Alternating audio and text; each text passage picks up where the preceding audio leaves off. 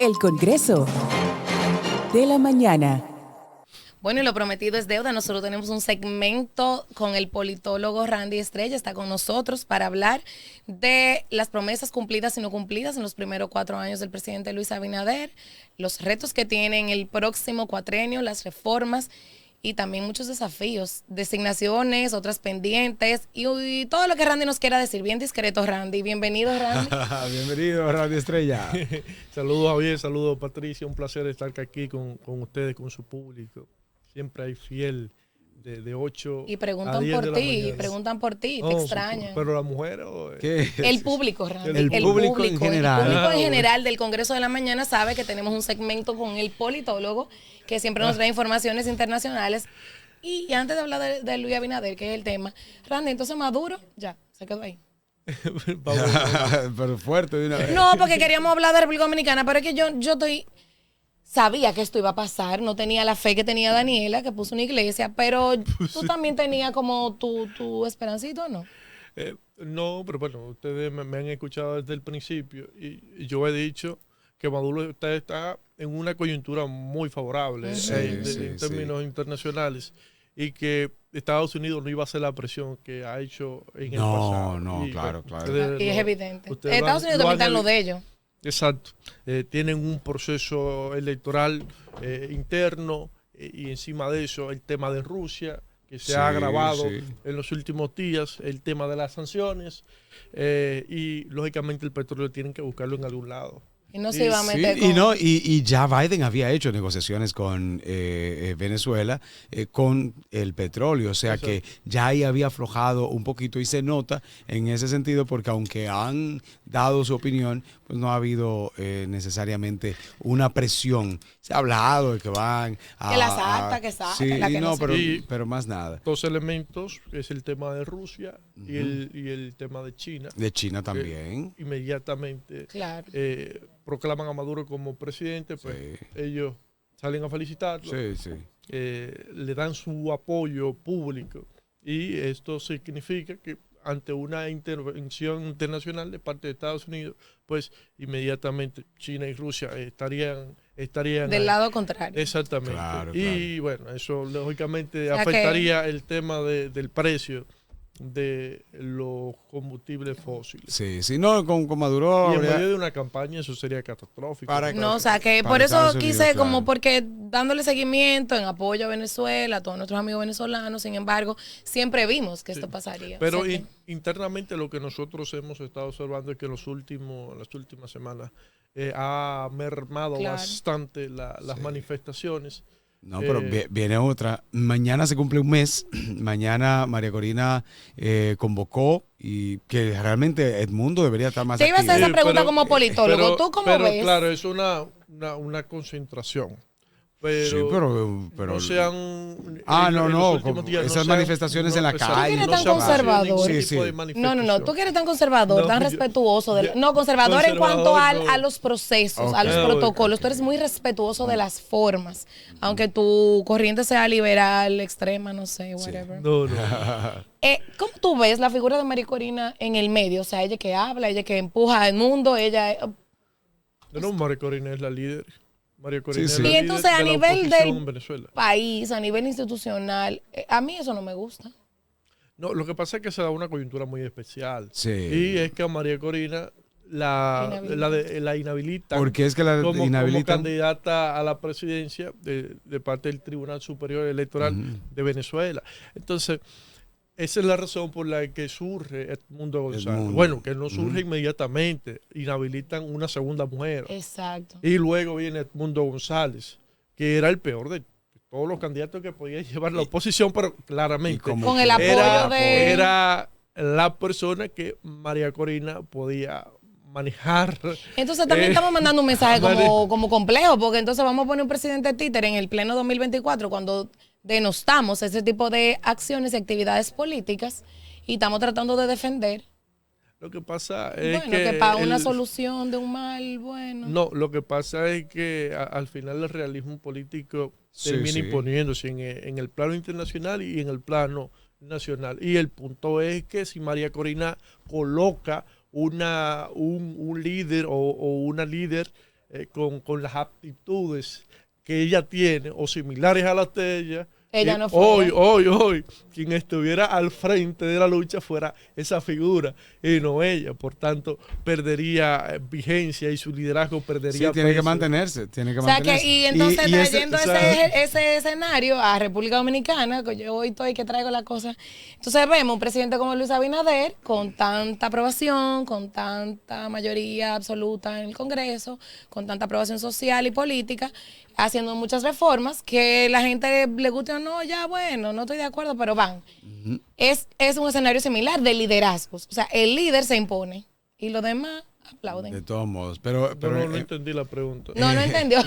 No, yo lo digo por el tema de la reforma, para traer con Luis Abinader. Sí, ella lo trajo, pero con Venezuela, para que no se siga sacrificando tanta gente, va a haber uno que se va a tener que sacrificar y terminar eso. Una persona va a tener que gestionar todo, sacrificarse, se lo van a llevar, pero él también va a llevarse a quien ha provocado tantas muertes. O sea, tú estás mandando a que va a haber que hacerlo así, con los dictadores hay que hacerlo así, pero eso lo digo yo, no se preocupe, no tiene que ver el Congreso, ni Randy, ni tú lo vas a decir tampoco para que no nos bloqueen en YouTube. No, un sacrificio. Muchos venezolanos se han sacrificado por muchos años, necesitamos que uno más o un grupito se sacrifique y se acabe el sacrificio de Venezuela. Sí, porque con los dictadores hay que hacerlo así. No, yo te decía, del presidente Luis Abinader, tú sabes que el día de ayer salió el tema de la reforma del Código de Trabajo, con algunos puntos no controvertidos. O sea que para mí esa reforma va igual que la constitucional. Sí.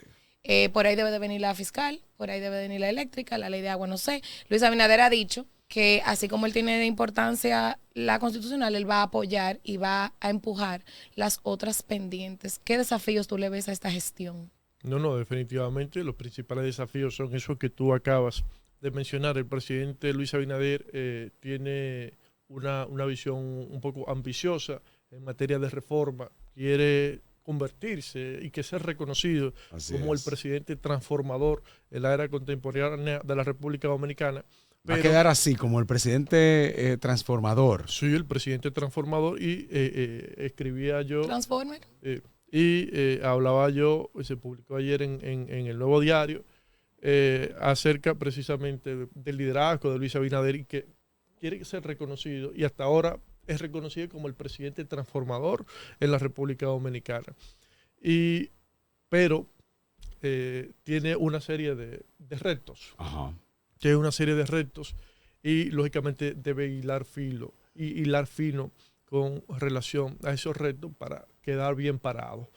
¿Y cuáles son esos retos? Bueno, que esas reformas sean exitosas. O sea, el presidente tiene una reforma laboral que habló ampliamente de ella en el día de ayer, planteó una serie de puntos con los que coincidimos prácticamente todos los dominicanos. Vuelven a traer el tema de las domésticas, pero en este caso ya no mediante una resolución como hizo la vez pasada, sino introducirlo en el Código de Trabajo, que fue la razón por la que el Tribunal Constitucional lo declara inconstitucional. Pero ahora, lógicamente, si se hace a través del Código Laboral, pues esta normativa tendría la jerarquía necesaria para que no sea declarada inconstitucional. Exacto, porque ya iría por el procedimiento correcto. Además de que le daría más autoridad al Ministerio de Trabajo en cuanto al cumplimiento de lo que establece la ley migratoria del 80-20. Ajá, sí, eso también. A los dominicanos y los inmigrantes. Esto me parece bastante interesante. Y bueno, es que el Ministerio de Trabajo hoy no tiene las herramientas para poder enfrentar esa realidad. ¿Las va a tener? Las va a tener. O sea, ese es el planteamiento hace el presidente Luis Abinader. Aparte de eso, hay algunas cosas, lógicamente, que hay que discutir. El tema de la cesantía, y que se está hablando de un seguro de trabajo. Ajá.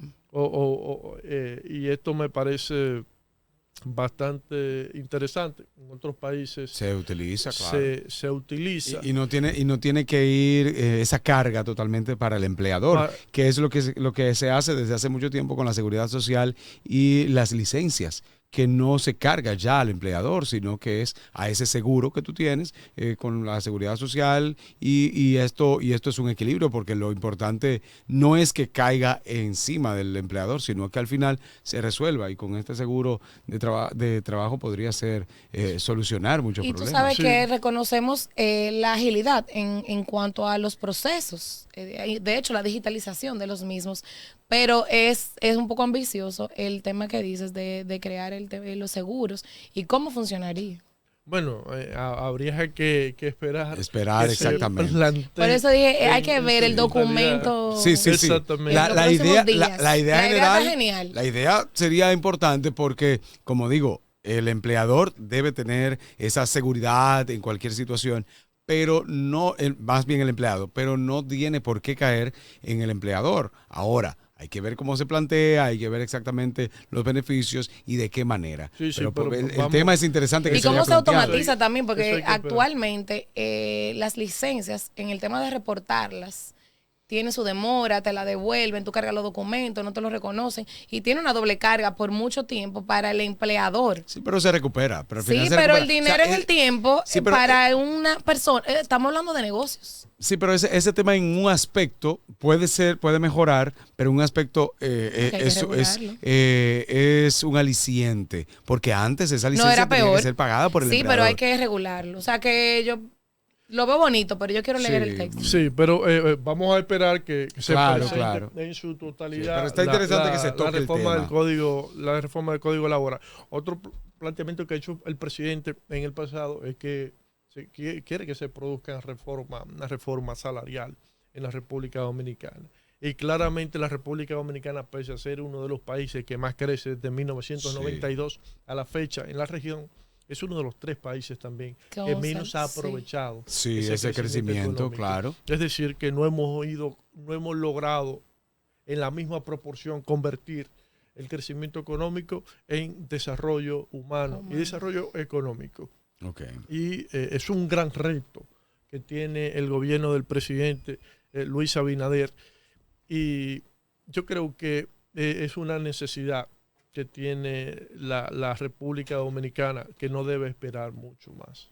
Yo creo que no debe esperar mucho más, y otro de los grandes retos que tiene para elevar los niveles de calidad de vida de los dominicanos. El presidente ha planteado la reforma fiscal, que hemos hablado en otras ocasiones. Hay una realidad en la República Dominicana que, si bien es cierto que nosotros hemos hecho grandes inversiones en los últimos años. Oye, qué lindo, grandes inversiones. Sí, hemos hecho grandes inversiones en los últimos años.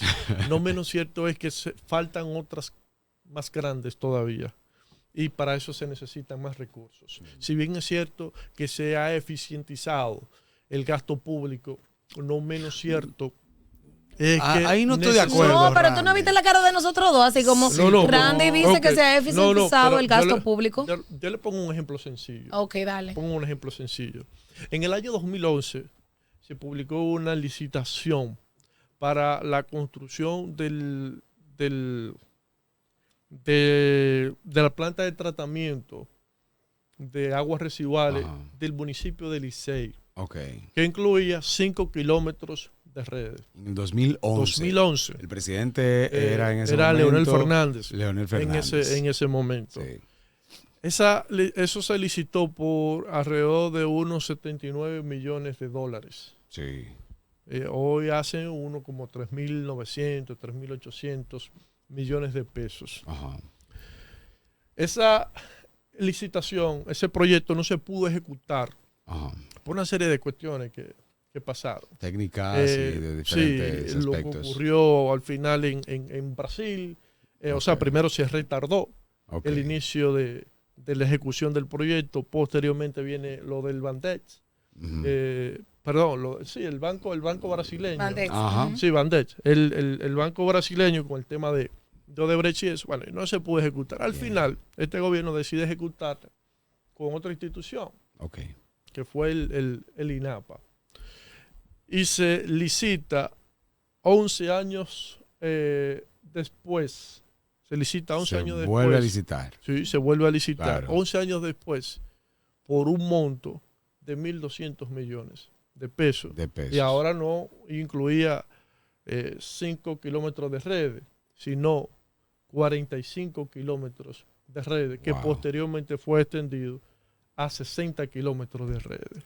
O sea, entonces, en aquel momento toda la inflación iba a costar 3 veces más hace 11 años. Y sin tomar en cuenta el tema de la inflación. El tema de la inflación y la cantidad entonces también. Exacto. Entonces, eso es eficiencia. O sea, es hacer más con menos. Y es producto en aquel momento había que ver porque era corrupción se han hecho grandes avances en materia de transparencia. O sea, cuando Luis Abinader se ha mejorado un poco la transparencia. Cuando Luis Abinader termine en el 2028, hay que, y uno se sienta a reflexionar sobre las cosas positivas y las cosas negativas de sus gobiernos. Una de las cosas positivas que va a resaltar es precisamente los avances que hemos tenido en materia de transparencia. Transparencia, creo que ha provocado una eficiencia en el gasto, porque se hace más con menos. Y esa es la definición. Lo que sí cumple su objetivo es el temor también. Como ya todo está transparentado, cualquier cosa, la gente es más cuidadosa también con los procesos. Hay procesos que se suben a lo loco o para algún beneficio y cuando se vuelve público se le da para atrás, que también es importante. Y eso es una realidad. Y que la dirección de compra, la Dirección General de Compras y Contrataciones, bueno, está haciendo su trabajo. Está haciendo su trabajo. Sí. Lo mismo. Critica, pero, no, es una realidad. Es una realidad. La Dirección de Compras y Contrataciones, así como la Administración Pública, el Ministerio de Administración Pública, que regula mucho. Que ha ayudado a esa regulación. Volviendo al tema de la reforma fiscal, o sea, pese a todo esto, se necesitan más recursos. Pese a todo esto, nosotros seguimos teniendo un déficit fiscal cada año. Nosotros tenemos una presión fiscal 2023 14.5% con relación al Producto Interno Bruto. Finales de 2024, una presión fiscal de 14.9% la proyección con relación al Producto Interno Bruto, pero tenemos un gasto público de un 18% aproximadamente. Y algunos podrían decir, bueno, lo que hay que hacer es reducir el gasto público y nivelarlo con la presión fiscal, pero no. El gasto público de la República Dominicana es uno de los más bajos de toda la región y de todo el mundo. Entonces no podemos seguir reduciendo si aspiramos a ser un país desarrollado. Yo entiendo esa parte. Lo que pasa es que todavía hay una parte en nómina y algunos descontroles que todavía se tienen, que se notan en el día a día, y no vamos a entrar quizás en detalle, pero en nómina todavía es penoso que hay instituciones, y recientemente tuvimos a alguien que nos decía, por ejemplo, en el caso de el ayuntamiento, la alcaldía de Licey, el alcalde actual nos dice, yo encuentro una nómina, aunque la ley dice que debe ser 40%, la encontré, no recuerdo, creo que fue como un 70%. No, un 30%, dice la ley. Un 30%. La ley, bueno, la cuestión es que la ley dice en un 30%, entonces él encontró como un 60%, no recuerdo los números, está ahí en YouTube. Pero está aumentada. Muy aumentada. Entonces, eso es un ayuntamiento, te estoy diciendo porque en general ha sucedido y hay unas nóminas que cuando tú dices, pero ¿qué hacen todas estas personas? Y se han investigado y sigue igual como se criticó con los gobiernos del PLD. Todavía ahí se puede mejorar. ¿Qué tanto va a significar? Bueno, vamos a mejorarlo y después decimos, ok, solo fue tanto y podemos seguir mejorando. Todavía hay algunas cosas que se pueden ir mejorando a pesar de lo que tú dices, de que se ha mejorado en cuanto al gasto público en algunos aspectos y comparando con el desastre que teníamos antes, que por eso salimos. Por eso fue que salimos. Y sí, qué bien. Y hay algunas cosas que han mejorado, pero hay otras que todavía, en cuanto al gasto público y a muchos beneficios de muchos funcionarios, empleados públicos que pudieran disminuirse. Lo que pasa es que no se ha querido. Y en el 2020 yo pensé que el presidente Luis Abinader iba a plantear una política de austeridad porque estábamos en pandemia y eso no se planteó en ese momento y se ha continuado con algunos aspectos similares al desastre que teníamos con el PLD y con muchas instituciones en cuanto al gasto público, pudiera mejorarse todavía un poco y quizás no irse directamente a la reforma fiscal. Mira, ya que tú mencionas, pusiste un ejemplo de un alcalde. Hay un alcalde, bueno, ex alcalde, que cuando sale se encuentra que el 70% del presupuesto está en nómina. 70%. Y cuando se le pregunta, cuando se le dice, oye, pero la ley no plantea un 70, es un 25 que plantea, no un 30. La ley plantea un 25% para nómina. Y dice, no, pero yo estoy cumpliendo. ¿Cómo que tú estás cumpliendo? ¿Cómo dice, así? Sí, porque lo que pasa es que yo lo hago con relación al presupuesto que se tendría que hacer si el gobierno si el gobierno depositara el 10%. Él lo hace en base. Oye, pero qué abusador. Pero un no desgraciado. No está mal, tiene no, es un abuso. Es un abuso. Es un abuso. Él dice porque no. Si tú estás recibiendo el 1, tú estás gastando en proyección al 10. Yo lo hago en base si yo lo se ríe, pero es un charlatán. Uno se ríe. No, ¿Qué vamos a hacer? Tú no puedes salir a matar. Por el atrevimiento pero mira qué creativo de una persona. No, yo lo hago porque si yo recibiera 5 millones, por decir un número, si yo recibiera recibiera 5 millones, yo puedo gastar 2. Sí. Pero aunque yo recibo 3, yo gasto 2. Ya. Pero qué azaroso. ¿Y quién fue ese? No, pero no importa, lo digo. Vamos a investigarlo. Lo voy a buscar para decirlo aquí. Pero ya no es alcalde, no salió. No, pero no importa. Electo en este proceso. Y gracias a Dios. Gracias a Dios, entonces, porque tú te imaginas. No te imaginas, un delincuente así. Hay unos desgraciados. La gente tiene que saber a quién elige. Pero algo que ha planteado el presidente de la República, que ha planteado el ministro de Economía, Planificación y Desarrollo, es que no podemos hablar de reforma fiscal sin hablar de una reforma administrativa que vaya en dirección a una eficientización del gasto público. Totalmente. O sea, el presidente lo ha planteado en reiteradas ocasiones el ministro de Economía, Planificación y Desarrollo, y coincidimos totalmente todos en que hay que hacer una reforma fiscal, hay que elevar los ingresos públicos, pero también hay que hacer una reforma administrativa que vaya en dirección a eficientizar el gasto público. ¿Cuál es tu opinión de la reducción que va dentro de lo planteado por el presidente en la reforma constitucional, la reducción de la Cámara de Diputados o de los diputados en la Cámara Baja? ¿Cuál es tu opinión al respecto? Cuando nosotros comparamos la cantidad de diputados que tenemos per cápita con relación a la región, vemos que somos el segundo país que tiene mayor cantidad de diputados per cápita en toda la región. ¿Cuál es el primero?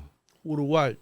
Sí. Especialmente la democracia más sólida que tiene la región. O sea, que para que sirva, y mira qué bonito tu ejemplo. Que celebra su independencia también en el día de hoy, sirve de referencia, que no necesariamente tiene mucho que ver con cuántos somos, sino en la calidad de los que somos. Exactamente. O la eficientización del trabajo de los que somos. Pero ellos tienen un sistema diferente. La calidad de su congreso es mucho más elevada. No es otra cosa. Del cielo a la ahí tierra. No cualquiera es la comparación hay que la de la completa. República Dominicana, y es precisamente por la forma que ellos tienen de elegir. Y la comparación hay que ser la íntegra, no puede ser solamente con números. Nosotros yo soy de los que aspiro a que luego de la reforma constitucional, yo creo que debemos abocarnos a una reforma electoral y una discusión seria de la gente que sabe de teoría política en la República Dominicana. O sea, los cuadros políticos formados son los que deben liderar esa discusión. Y las opiniones. Porque nosotros tenemos una concepción errada acerca de la democracia. Y nosotros creemos que es más democrático siempre que la gente tenga el derecho a votar por un individuo en específico. O sea, y nosotros entendemos que eso es lo más democrático. Pero ¿qué pasa? Los diversos teóricos de los sistemas electorales han planteado en reiteradas ocasiones y continúan planteando que debe haber una relación entre el tipo de sociedad y el sistema electoral para que la democracia pueda fortalecerse. Nosotros tenemos una sociedad que todavía, pese a los avances que hemos tenido, tenemos más de un 20% de pobreza. Nosotros tenemos una sociedad donde aquí hay más bancas que escuelas. Aquí tenemos un país que está ubicado geográficamente en un espacio muy favorable al comercio internacional. Totalmente. Y lo dejo ahí. Por eso estamos vivos nosotros, por esa ubicación. Entonces, para mí, todo esto, o sea, todo esto te construye un tipo de sociedad específica. Sí, definitivamente. Y si tú tienes un sistema como el nuestro, un sistema semiabierto, donde tú puedes elegir una sola persona en el Congreso, donde tú puedes elegir un solo representante en el ayuntamiento, cuando te representan, cuando deberías elegir varios representantes, entonces tú estás de manera implícita construyendo un sistema clientelar. O sea, totalmente. Pero ¿cuál sería ese planteamiento entonces? ¿Cómo tú lo ves? El voto preferencial no es así. Para que sea diferente, para que sea favorable, ¿cómo tú lo planteas? Las 3 primeras democracias de la región son Uruguay, Costa Rica y Argentina. Okay. Los 3 países tienen un sistema de listas cerradas bloqueadas. Es decir, que le da primacía a los partidos políticos sobre los individuos. Nosotros, en nuestro sistema político, no le damos primacía ni a los partidos políticos, ni le damos primacía a los individuos como líderes políticos. Por eso nosotros hemos visto como en los últimos años el sistema de partidos se ha ido debilitando. Los partidos ya no tienen la fortaleza que tuvieron en la década de los 90, por un lado. Por otro lado, nosotros hemos visto cómo se ha producido un incremento en el gasto en las campañas públicas, en las campañas políticas. Y al final eso termina condicionando la forma en cómo acciona el funcionario. No, y cómo acciona el funcionario una vez, cómo acciona el diputado o el congresista, el regidor. Si tuvo que gastar 40 millones para llegar a ser diputado, no crea que va a mantener ese vínculo por los próximos 4 años con esa comunidad, que la forma en cómo mantuvo, la forma en cómo creó el vínculo fue a base de mucho dinero. Por tanto, no va a tener una buena representación. Entonces, nosotros debemos buscar la forma de reducir el gasto en las campañas políticas, porque eso no favorece la democracia. Entonces, ¿qué es lo que planteamos? Yo creo que se debe abrir la discusión de fortalecer los partidos políticos, pero esto se hace únicamente si adoptamos un sistema similar al de Uruguay, al de Costa Rica, al de Argentina o en Colombia en parte y México en parte también. ¿Cuál es ese sistema? Bueno, como mencioné anteriormente, listas cerradas, bloqueadas, donde los partidos políticos sean quienes envíen los candidatos y se vote por los partidos políticos.